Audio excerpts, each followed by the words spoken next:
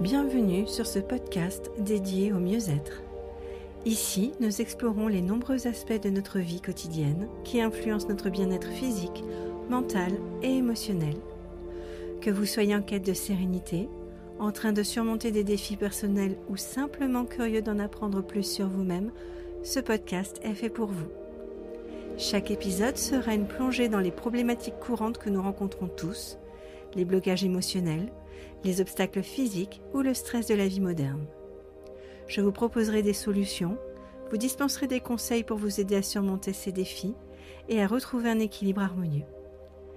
Rejoignez-moi dans cette aventure vers un mieux-être global, où chaque petit pas compte et où chaque prise de conscience peut transformer votre vie. Préparez-vous à explorer, à apprendre et à évoluer avec moi. Je vous souhaite la bienvenue dans votre espace mieux-être.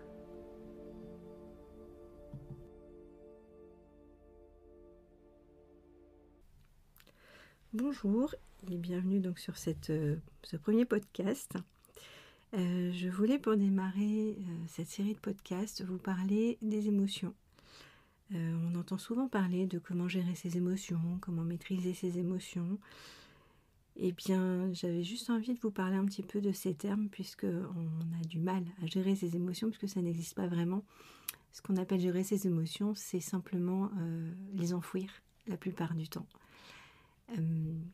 Réellement gérer ses émotions, ça veut simplement dire réellement les laisser vivre, les accepter, vivre avec, et les laisser faire leur travail d'émotion, c'est-à-dire accueillir les messages et les informations qu'elles nous délivrent.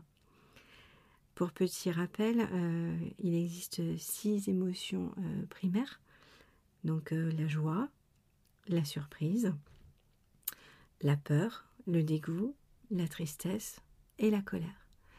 Cette dernière étant rarement vécue réellement dans le sens où une vraie colère d'émotion, enfin une vraie émotion de colère plutôt, n'existe pas vraiment. Enfin, c'est très rare de la ressentir. Souvent, la colère, c'est une fausse émotion qui vient masquer l'émotion qu'on essaye d'enfouir, justement, parce que c'est un moyen plus facile, entre guillemets, pour exprimer ce qu'on ressent.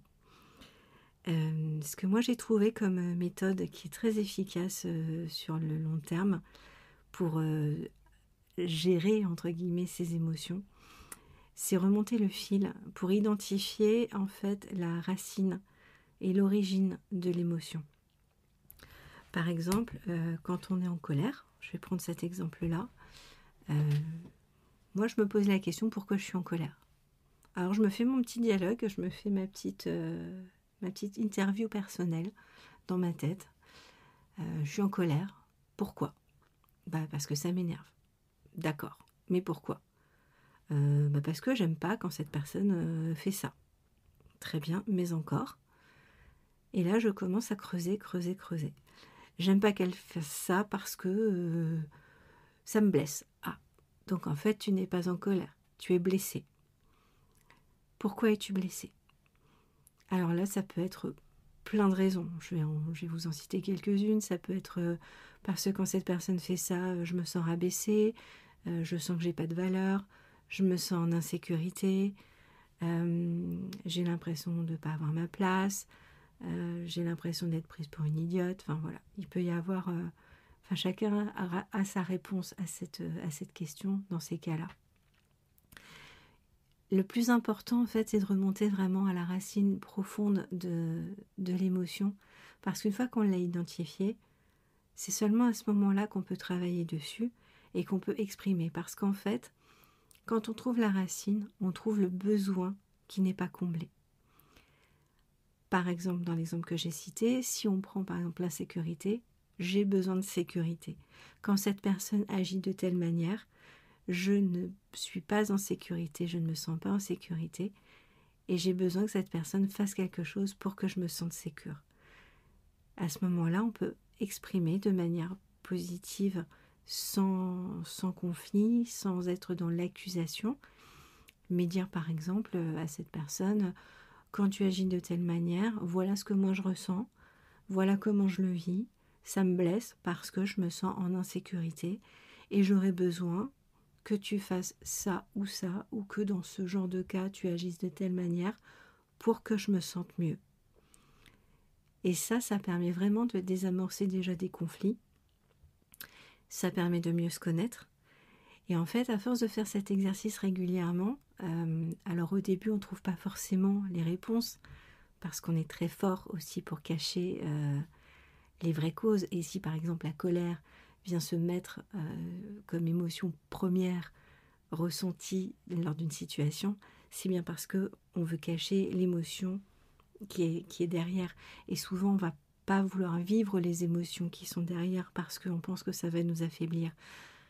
La réalité, c'est que c'est de ne pas aller les chercher, de ne pas les laisser sortir et s'exprimer qui nous affaiblit. Donc le conseil que j'ai envie de vous donner, c'est remonter le fil de l'émotion, chercher pourquoi vous ressentez ça, qu'est-ce que cela provoque chez vous, quelle blessure cela exprime, quel est le besoin. Vraiment, c'est la vraie question à se poser, c'est quel besoin n'est pas comblé. Identifiez-le et exprimez aux personnes concernées que vous avez besoin qu'on comble ces besoins. Voilà, j'espère que ça peut vous aider. Moi, ça m'a beaucoup aidé. Et puis, il faut savoir qu'en fait, à force de faire cet exercice qui n'est pas forcément simple au départ, ça devient un automatisme. C'est-à-dire qu'ensuite, quand on ressent une émotion qui nous submerge, alors pas forcément sur le moment, mais ensuite, on arrive à se poser la question et de plus en plus rapidement, on trouve la réponse et le besoin non comblé. Et on arrive du coup à beaucoup mieux communiquer avec les personnes, à beaucoup mieux expliquer comment on fonctionne, leur donner notre mode d'emploi, parce que c'est très important aussi de donner à notre entourage et à ceux de qui on attend des choses, leur donner notre mode d'emploi, parce que malheureusement, ils ne sont pas tous médiums, ils n'ont pas tous une boule de cristal, et ce qui paraît évident pour nous l'est pas forcément pour les autres. Donc c'est important aussi de les laisser, de leur donner le mode d'emploi, de leur expliquer ce qu'on ressent et pourquoi on le ressent. Donc voilà, j'espère que ça a pu vous aider et j'essaierai de vous donner d'autres conseils par la suite par rapport à ma propre expérience. À très bientôt.